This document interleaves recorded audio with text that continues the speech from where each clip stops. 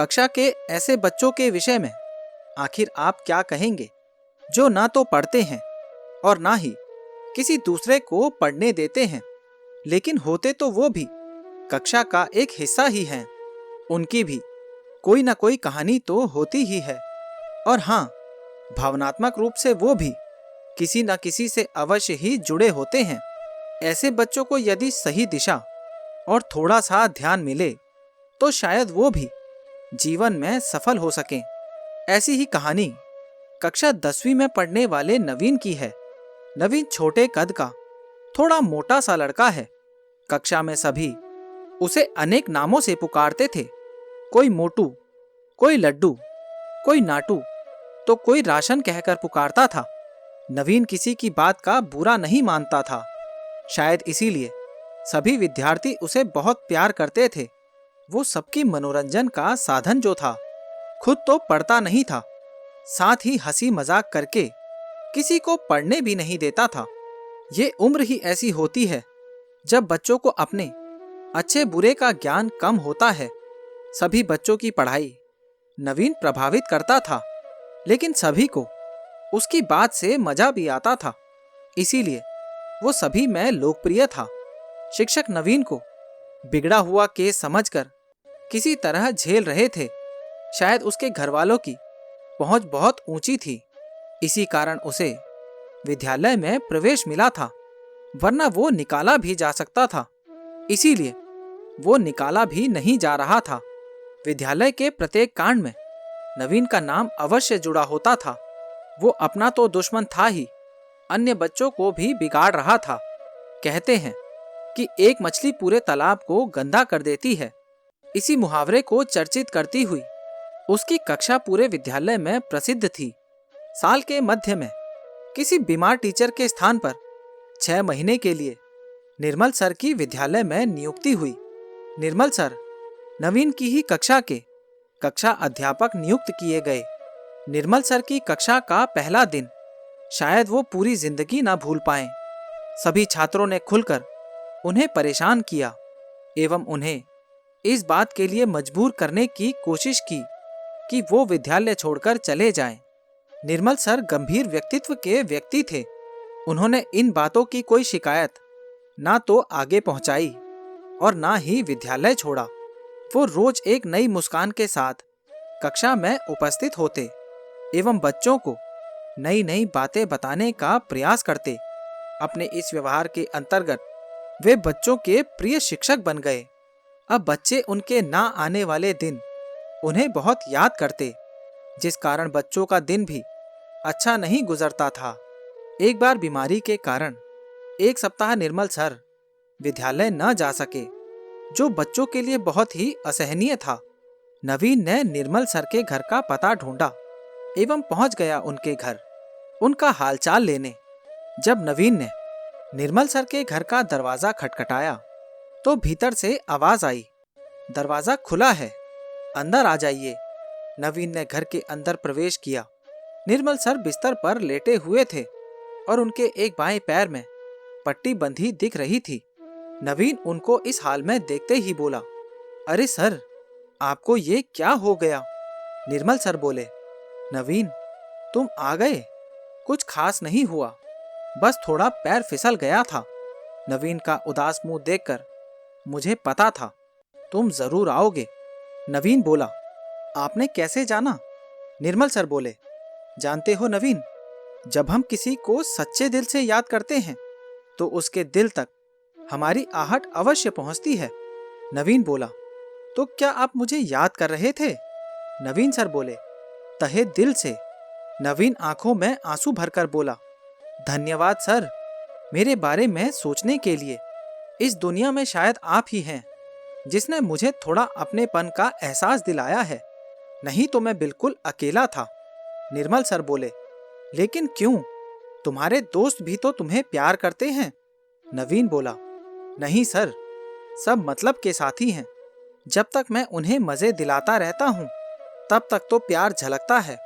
जैसे ही मैं कुछ पढ़ाई के लिए मदद मांगता हूँ तो सब कन्नी काट लेते हैं। उन सब को लगता है कि ये तो फिसड्डी लड़का है, इसकी मदद करने से हमारा क्या फायदा। सब मतलब के साथी हैं। निर्मल सर बोले, तो तुम खुद से मेहनत करके पढ़ाई क्यों नहीं करते? नवीन बोला, चाहता तो बहुत हूँ, लेकिन जब भी मैं पढ़ने बैठता हूँ मुझे अपनी माँ की याद आने लगती है। निर्मल सर बोले, कहाँ है तुम्हारी माँ? नवीन बोला, जब मैं 8 साल का था तभी मेरी माँ मुझसे दूर चली गई। लोगों ने बताया कि वो भगवान के घर मेरे लिए खुशियाँ मांगने गई है। कई महीनों तक मैंने अपनी माँ का इंतज़ार किया। फिर एक दिन सबने बताया कि मेरी माँ आने वाली है। मैं खुशी से झूम उठा। पिताजी दूल्हा बनकर गए और माँ को दुल्हन बनाकर ले आए। मेरे सब्र का बांध टूट चुका था। मैंने झट से दुल्हन का घूंघट उठाकर अपनी माँ को देखना चाहा, लेकिन वो मेरी माँ नहीं थी। दुल्हन के वेश में कोई और औरत पिताजी की पत्नी बनकर आई थी। वो पिताजी की पत्नी तो बन सकी, लेकिन मेरी माँ कभी ना बन सकी। मेरे घर में किसी प्रकार की कोई कमी नहीं है। मेरे पिताजी पुलिस विभाग में उच्च पद पर अधिकारी हैं। कमी है तो सिर्फ माँ की। मैं माँ के बिना बिल्कुल अधूरा हूँ।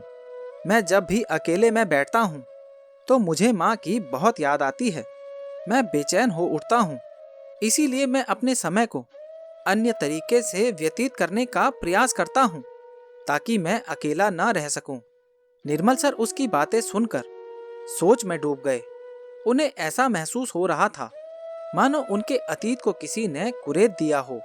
उनके तालीनता को तोड़ते हुए नवीन ने कहा, सर, मुझे माफ कर दीजिए। मैंने आपके सामने अपनी कहानी बताई, लेकिन मैं शायद कहने के लिए मजबूर हो गया। आपसे पहले कभी मुझे किसी से इतना लगाव महसूस नहीं हुआ।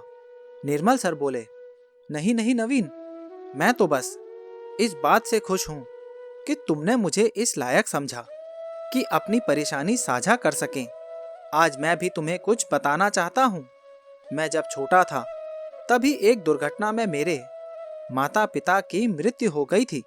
मेरा पालन मेरे ताऊजी और ताईजी ने किया। ताऊजी का कुछ स्नेह मेरे ऊपर था, किंतु ताईजी को हमेशा मैं बोझ लगता था। वो मुझे पढ़ाने के पक्ष में नहीं थी।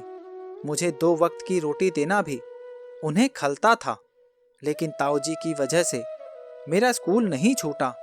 मैंने जब से होश संभाला, ताईजी की गालियों और अपने स्कूल के अलावा मुझे कुछ भी याद नहीं रहता था। मैंने अपने माता पिता की कमी को अपनी कमजोरी ना मानकर अपनी ताकत बनाया। मैंने सोचा कि यदि मैं कुछ बनकर दिखाऊंगा तो कहीं ना कहीं उनकी आत्मा भी तृप्त होगी। कक्षा 12वीं के बाद शॉपिंग मॉल में नौकरी के साथ साथ पढ़ाई जारी रखी। अब मैं ताईजी को पैसे देने लगा तो उनकी शिकायत भी दूर हो गई। मैंने उच्च शिक्षा प्राप्त की, साथ ही पीएचडी की पढ़ाई भी कर रहा हूँ। तुम्हारे विद्यालय में शिक्षक के तौर पर मेरी पहली नियुक्ति हुई है, वो भी केवल 6 महीनों के लिए। मैं चाहता तो ये समय सामान्य तरीके से निकाल सकता था। तुम लोगों से अधिक लगाव लगाने के लिए कोई खास कारण नहीं था, लेकिन मेरा मानना है कि हमें हर काम पूरी लगन व ईमानदारी के साथ करना चाहिए। उसी का नतीजा है कि तुम मेरे सामने इस रूप में खड़े हो। सभी ने तुम्हारा एक पक्ष देखा है, लेकिन मैं तुम्हारा दूसरा पक्ष भी देख रहा हूँ, जिसे तुम्हारे सामने लाना जरूरी है। तुम्हें अपनी माँ की स्मृति को अपनी कमजोरी नहीं बल्कि अपनी ताकत बनाना चाहिए। तुम्हें इतनी मेहनत करनी चाहिए कि तुम जिस किसी भी क्षेत्र में जाओ सफल हो। तभी तुम्हारी माँ की आत्मा को भी शांति मिलेगी और तुम्हारा मन भी संतुष्ट होगा। निर्मल सर के ये शब्द नवीन के लिए ब्रह्मास्त्र बन गए। उसने अपनी माँ को याद करते हुए परीक्षा की तैयारी की एवं अच्छे नंबरों से पास हुआ। 12वीं की परीक्षा के साथ ही उसने आईआईटी की प्रवेश परीक्षा पास की और आज 7 साल के बाद वो एक अच्छी कंपनी में कार्यरत है और अपनी पत्नी व बच्चों सहित खुशहाल जीवन जी रहा है। उसके दिल में उसकी माँ की स्मृति का दीपक सदैव जलता रहता है और वो अपने प्रेरणा स्रोत निर्मल सर को भी अपने दिल के अंदर उच्च स्थान प्रदान किया हुआ है, जिसकी वजह से आज वो इस मुकाम पर पहुंच सका। तो दोस्तों, ये कहानी आपको कैसी लगी और इस कहानी के बारे में आपकी क्या राय है, नीचे कमेंट बॉक्स में ज़रूर बताना। और अगर अभी तक आपने चैनल को सब्सक्राइब नहीं किया है तो सब्सक्राइब कर लेना।